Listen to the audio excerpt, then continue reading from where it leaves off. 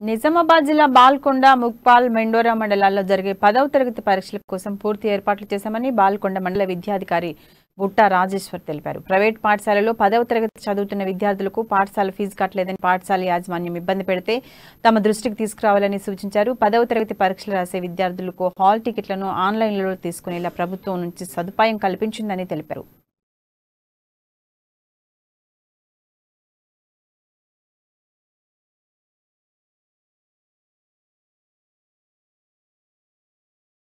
తెలంగాణ రాష్ట్ర విద్యాశాఖ రాబోయే ఎస్ఎస్సి పరీక్షలను దృష్టిలో పెట్టుకుని అనేక పకడ్బందీ చర్యలు తీసుకోవడం జరుగుతుంది. రాష్ట్ర ప్రభుత్వ ఆదేశానుసారము చాలా కట్టుదిట్టమైనటువంటి ఏర్పాటు చేయడం జరుగుతుంది. డైరెక్టర్ ఆఫ్ స్కూల్ ఎడ్యుకేషన్ మరి రాష్ట్ర ప్రభుత్వ ఆదేశానుసారము మరి ఇక్కడ ఉమ్మడి బాల్కొండ మండలంలోని 8 సెంటర్లు ఇక్కడ పరీక్షలు నిర్వహించడం జరుగుతుంది.